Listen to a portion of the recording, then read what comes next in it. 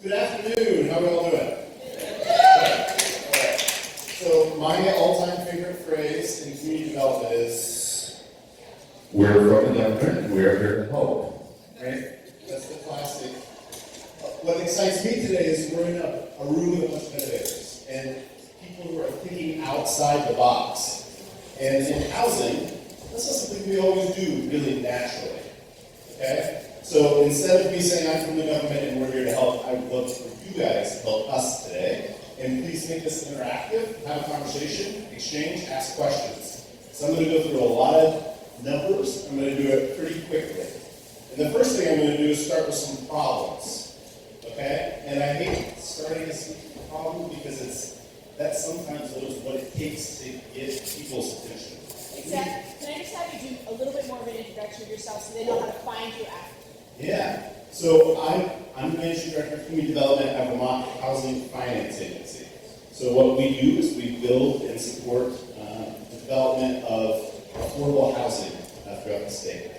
So of the 12,000 affordable housing units in the state of Vermont, we've financed or provided tax credits to about half of those units. And we also take a lead in policy development. Increasingly in this country, federal and state governments have taken more of a backseat to communities, which is a good thing in housing policy. Our local communities are having more of a role than ever. So what we do, and if you're going to write one thing down while I speak, go to VT, you can go to vhk.org, but go to housingdata.org.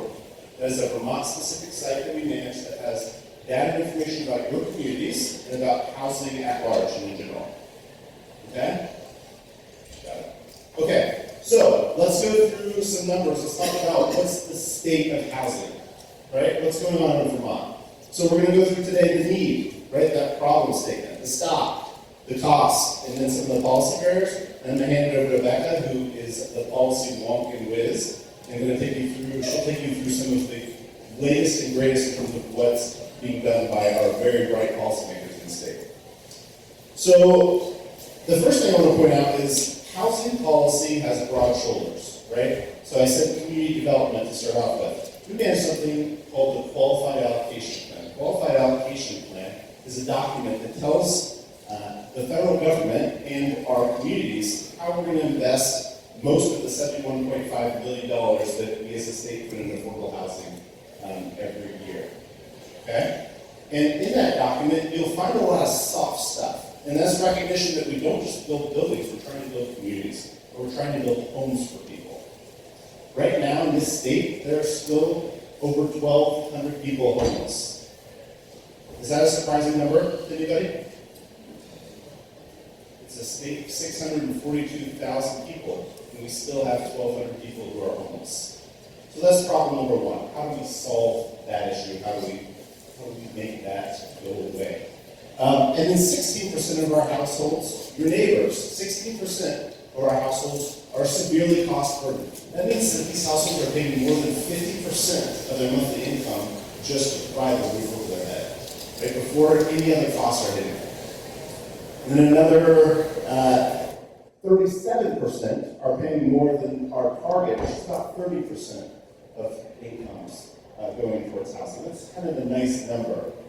That if you look at a household budget, 30% is that nice place where you've still got the ability to support yourself with healthy food and everything else you have to pay for, right? So with 37% paying more than 30, I think you can see there's still a real need. And some of that is supply, but some of it's also the type of services people do. We in housing, we love to look at the buildings we build sometimes, right? And we say, look at these structures. Look at how many units we produce. Look how many units we added to a community. Isn't that exciting?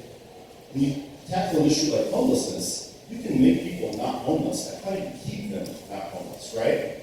And that's where, when I talk about broad policy shoulders, we require in housing that we fund, where we give a significant advantage in the scoring, because it's a very competitive source of financing, we ask that people build 25% of their units to include permanently supported housing too, right? To not just help people not be homeless, but keep them not homeless, okay? So the next question is, if we need more housing, what about what exists? What about this housing stock in Vermont? Yeah. Okay, raise your hand if you were born prior to 1939. No, go to that. 25.7%. 25.7% of Vermont's housing stock was born before 1939. Okay? That's a huge number. We have the second oldest housing stock in the nation. The statewide average was built in 1974. In Washington County, where we are, it's 1971. Okay? So this is an old stock. And what else do we know about Vermont homes? What else? Characterize them. Yeah, energy efficiency. We have a lot of big farmhouses, right? Yeah, drafty. Lead paint. Absolutely. So from an ownership perspective, we have 186 owner-occupied homes in the state, and then another 80,000 rental and 54 seasonal and recreational, 54,000 seasonal and recreational homes. So there's a lot of Airbnbs, right? Who's seen more Airbnb in their communities? Yeah? That's a hot topic right now, right? And those are our homes that, frankly, might have otherwise been permanent rentals, for example. So that's a really hot topic in housing right now that we're thinking about. 44,700 individuals in the state live in a manufactured home park. Does that number surprise anybody? There's 238 parks in the state of manufactured homes. What do we know about manufactured homes? It's this energy efficiency earlier, right? Yeah. No resale value. Resale value is a definite issue. And I'll also state that one of the big issues that we're looking at right now as a state is infrastructure in parks, right? What about the water, the roads, the streets in these parks? Yeah. Floodplains are a really good question, too. Okay, so the stock is old. The need is there. What's it cost? So right now, on the rental side, we're falling at about $210,000 per unit. That's what it costs every time we build a unit of rental housing. It's averaging about $210,000. Does that number surprise anybody?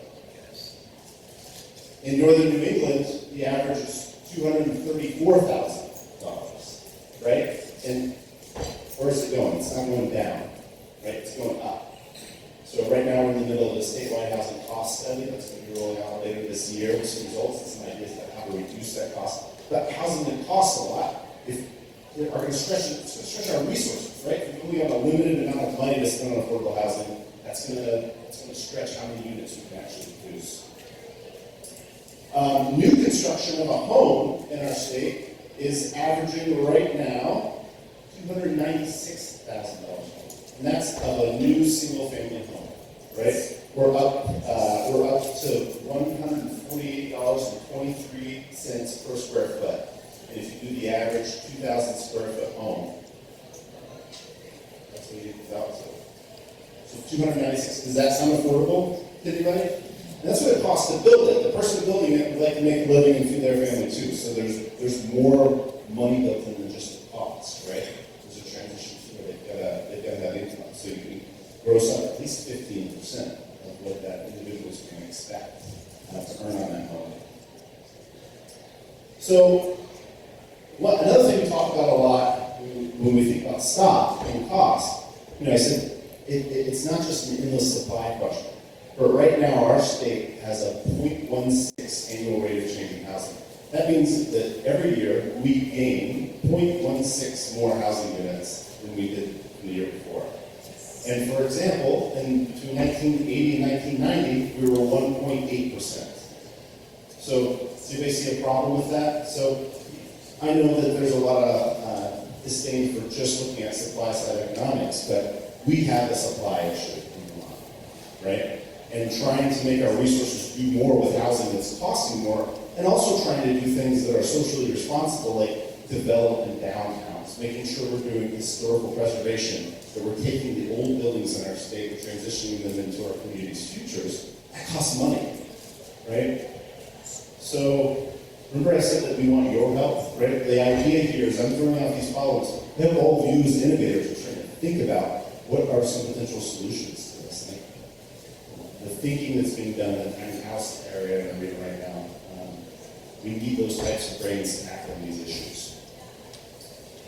So, who right now knows whether their zoning will allow a tiny home in your community? Who's looked at your zoning period, honestly? Right? Yeah. So one of the major barriers identified as we do the cost study is zoning. What will we allow as a community to come in, and what's the process for getting approval? When we look at, and there's a great project being done, and I hope I'm not stealing thunder on that, but Bear City. in the great neighborhoods. If you keep an eye out, the state's doing a project right now called Zoning for Great Neighborhoods and Communities, and we're coming up with a model zoning that's going to provide a lot of flexibility. So a lot of people probably also live in communities that don't have zoning, right? Some of the hands that went up is that we may have an absence of zoning in our community. So that's one of the big policy barriers identified in there. The next is just basic construction costs. They keep going up. That's not something in Vermont we're going to be able to snap our fingers and save. But one of the funny things is, right, labor is the highest driver of construction cost increases. What do we need to reduce labor? We need more workers. What do we need for more workers? Where do jobs go to sleep at night, right? Housing. So that's a few numbers to get you thinking. I want to make sure we get the microphone and Becca and talk about some of the other solutions the state's been working on. But any questions before I begin on any of those numbers as table setting? Innovators are thinking. Great. And I think, as I hand off, I'm going to say too, that we handle a lot of very traditional resources. And in handling traditional resources, sometimes we get patterns where we use money the same way, and we do things the way we know how to do it. When we say innovators give us ideas and create ideas, I hope today that we walk away having planted some seeds in your mind how you can take traditional resources to create housing and do some not so traditional things for them. Because we have to innovate our way out of this. Thanks, Seth. Yeah, give it up for Seth. I wanted to start by saying Seth was so nice to pinch hit this morning. Maura Collins at BHFA was supposed to be our speaker this morning, and she had some urgent family business she needed to tend to. And because it's Vermont, she could tap someone in her shop, and he was like, I will be there. So I am so appreciative. Stand up, Jack. Are you saying I'm too short? Yes. Oh, gosh darn it. All right. Just not be going up behind the podium because then you really won't be able to see. Fair enough. Okay. So I'm Becca Balint, and I am the longest serving member on the Senate side of the building on issues of housing. So I serve on the Economic Development, Economic Development and Housing Committee. I also serve on the Finance Committee where some other details get worked out, and I'm the majority leader in the Senate. And I am so thrilled to be here. It's my 4th year at Tiny House Fest. I love being here because I love talking about housing. I feel like it's at the nexus of so many of the solutions that the problems that we wrestle with in Vermont. I wanted to start with an excerpt from Maya Angelou, because she's great. It's from her work, All God's Children Need Traveling Shoes. And she wrote, the ache for home lives in all of us. That safe place where we can go as we are and not be questioned. And we're here today because we all care about living space, and we're curious about small living space. And in a much broader sense, we understand that sense of hope and promise for individuals and families and communities starts with housing. It starts with housing that makes sense for people in those communities. And I like to think about housing as a very concrete way to offer individuals and communities hope, which is why every year when Aaron asks me, will you come to Tiny House? I say, absolutely. Now, I didn't always understand the critical importance of housing. It's been about a 10-year journey for me really understanding this. Whether it's workforce challenges, whether it's struggling with our opioid addictions in our communities, income disparity, mental health issues, our employers who are struggling so hard to find workers. It all comes back to housing. And this is going to echo some of what Seth said earlier. We know that in Vermont, 60% of low-income families in Vermont are not going to be able to find affordable and appropriate housing for them in any given year. 60%. We also know that modestly sized and priced homes are not being built. And I always say when people come to testify in my committee, it is an excellent time to be a very wealthy person in New England because you will find a home for yourself. But for the rest of us, it's a terrible time to be looking for housing. And we see that in Vermont across the board. So the problem's really big, and it's not unique to Vermont. We have a housing crisis across the nation. But of course, I serve in the Vermont legislature, so I am trying to help solve the problem here. And it takes a lot of effort and time and confidence and sheer force of will to believe that we can put a dent in this very big problem. But we did that in 2017. We got together as a bipartisan approach. We engaged with the governor's office as well, and we were able to pass the largest housing bond that the state had seen in over a decade. And it was $37 million that we were able to parlay into about $100 million for new housing, which is amazing. It's amazing. And it's also a drop in the bucket. It's very wonderful that we have over 600 new housing units that we built and 60 aging units that we have been able to modify. But we need over 1,000 coming online. So we're looking to pass another big housing investment bill. And we started work on it last session.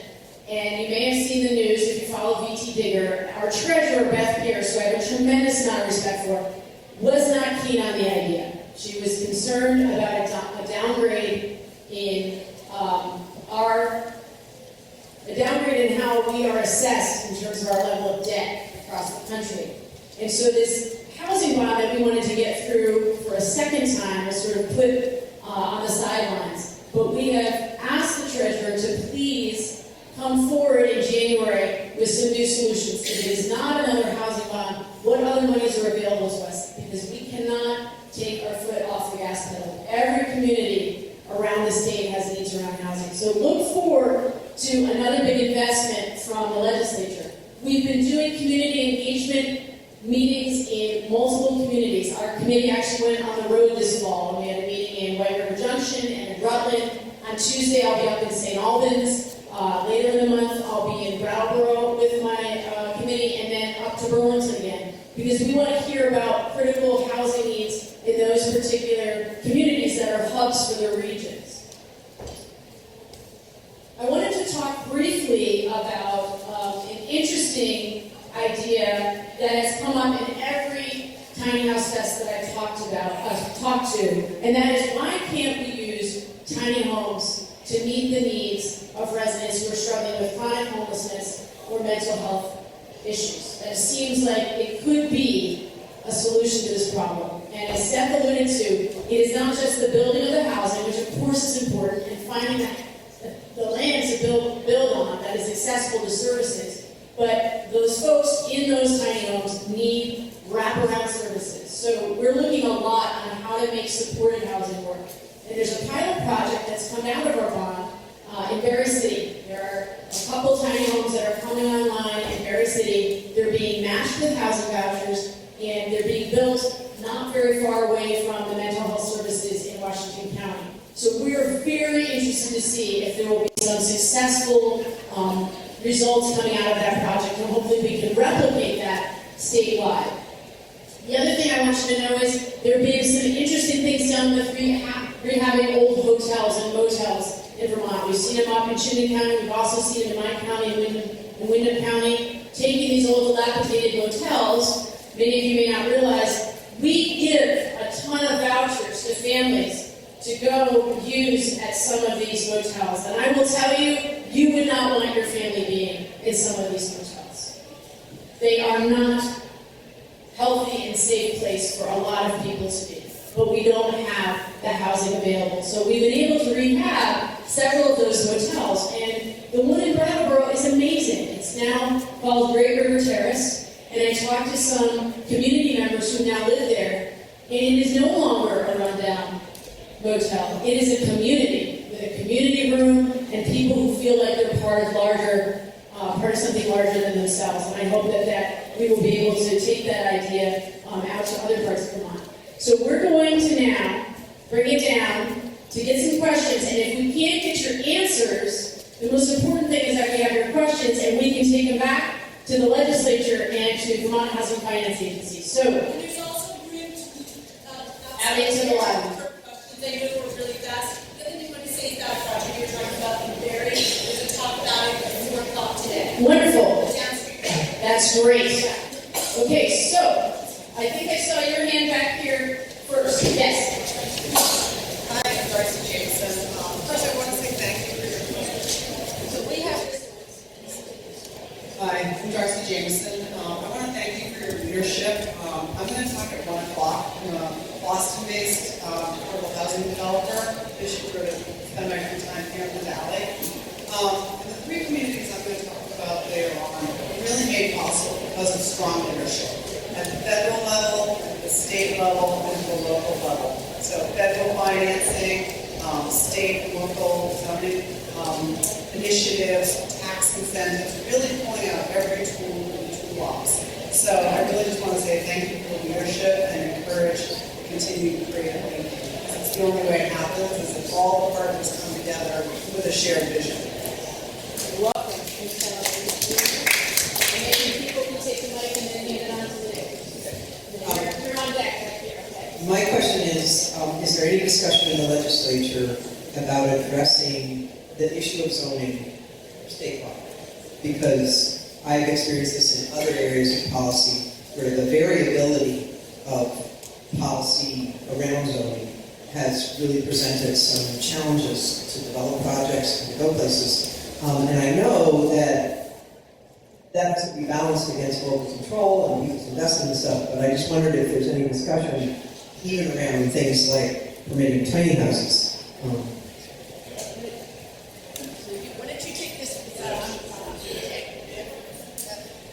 So 3 quick things I can think of, and one includes an engagement opportunity. So through great work on legislators' behalf, there's funding for an entity called Congress of New Urbanism that's coming in to do some strategy conversations about potential changes to base zoning in the state. It's a big lift politically. There's called 117 that includes some baseline zoning. There's some proposals being put forward to change density requirements in communities so that there can't be as many limitations and try to increase the opportunity for development to occur by right, quite frankly, and also allow people to do accessory dwelling units in a more aggressive way and eliminate the opportunity for 2 units on a property to become an issue.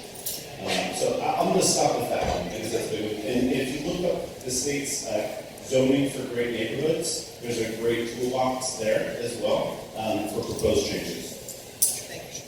And to your point, I want to note that the average affordable housing development in the state of Vermont has 4.7 funding sources. What's that? Yeah. More questions. And if you have more questions, just follow us out. Hi, my name's Mary, and I just came back from business 6 months ago. So, this is we can't wait. You know what I mean? I actually have a friend that's been hanging out at my house who also just moved from Madison County. I'm from Madison County, and it's a 0.1% vacancy rate. And that's just the vacancy rate, and then the cost. So, you can't wait. You can't, or there's got to be more funding for shelters like John Graham or the Charter or something.